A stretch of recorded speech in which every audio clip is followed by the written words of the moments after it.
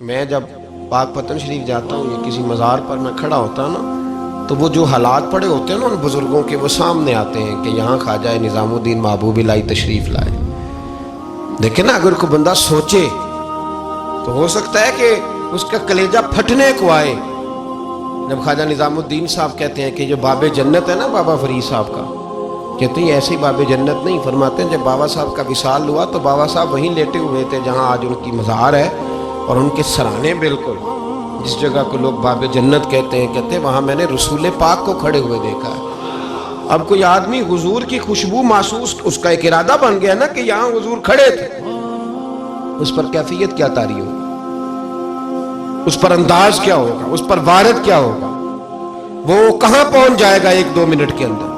تو یہ تو اس وقت ہے جب اس کے محسوسات ہوں گے، جب وہ نظریاتی طور پر اس بات سے متفق ہوگا، جب وہ خوشبو محسوس کرنے کی صلاحیت رکھتا ہوگا۔ ایک بات عذرائے محبت ہے، کہہ دیتا ہوں کیونکہ سوالات ہوتے رہتے، کہہ دیتا ہوں۔ اعلیٰ حضرت کے ایک مرید تھے مولانا حشمت علی خان صاحب رحمۃ اللہ، بڑے تگڑے آدمی، جن لوگوں کی پوزیشن بڑی سخت فاضل لوگ ہوتے ہیں نا، اور حاضر جواب 1 منٹ سے پہلے پاک پتن شریف گئے تو باب جنت سے گزر کے آئے۔ باب جنت سے کسی ہمارے عالم نے نہیں لکھا کہ جب وہاں سے گزر گیا اب توبہ نہ کرے اور کوئی اچھا عمل نہ کرے تو جنت میں جائے گا، بس یہ کہا کہ ایک دروازہ ہے جہاں خواجہ نظام نے حضور علیہ السلام کو کھڑے دیکھا، گزر جائے کوئی تو الحمدللہ اس کے لیے ایک برکت ہے۔ لیکن کسی شخص نے یہ نہیں کہا کہ اب وہاں سے نکل کے آ جائے اور معاذ اللہ جھوٹ بولے، جو مرضی کرے اور کہ میں جنتی ہو گیا، یہ معنی کسی بندے نے بھی بیان نہیں کیا۔ ہاں، وہاں سے گزر کے آئے، سچی توبہ کرے، بعد میں اپنے اعمال پہ محنت کرے، اللہ اسے برکت عطا کرے گا۔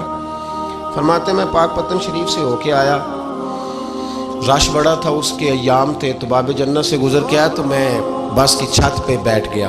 کچھ اور لوگ بھی تھے، تو ان میں سے کچھ ایسے صاحبان بھی تھے جن کو بیماری ہوتی ہے چھیڑ کے رکھنے کی، کوئی نہ کوئی بات کیے رہتے ہیں، یہ ہو گیا تو وہ ہو گیا، کہتے ہیں انہوں نے بات چھیڑ دی، مولانا کہاں سے آ رہے ہیں؟ تو میں نے کہا پاک پتن شریف۔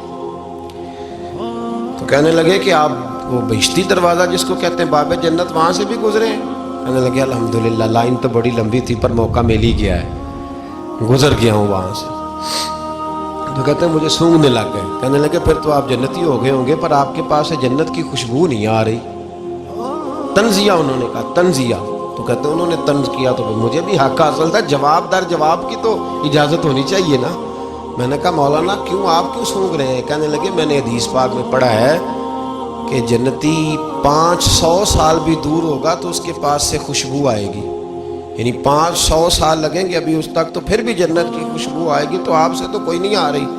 کہتے میں نے ان سے کہا آپ نے ایک حدیث پڑھی ہے، اگلی بھی پڑھ لینی تھی، حضور نے فرمایا جہنمی کو جنت کی خوشبو کوئی نہیں آئے گی۔ یہ نہیں پڑھی آپ نے حدیث، یہ نہیں نظر سے گزری؟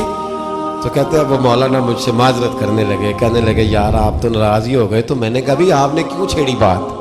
میں نے آپ سے کوئی ڈسکس کیا؟ آپ نے پوچھا کہاں سے، آپ پھر آپ ہی نے کہہ دیا کہ وہاں سے گزرے کہ نہیں جنتی دروازے سے، اور پھر آپ نے ہی اعتراض کر دیا، تو پھر ہمیں اتنا تو حق حاصل ہے نا، ہم آپ بھی کرتے ہیں تو ہو جاتے ہیں بدنام، اور تم قتل بھی کر دو تو چرچا نہیں ہوتا، ہمیں بھی تو حق حاصل ہے نا، اتنا تو جواب در جواب ہم دے سکتے ہیں۔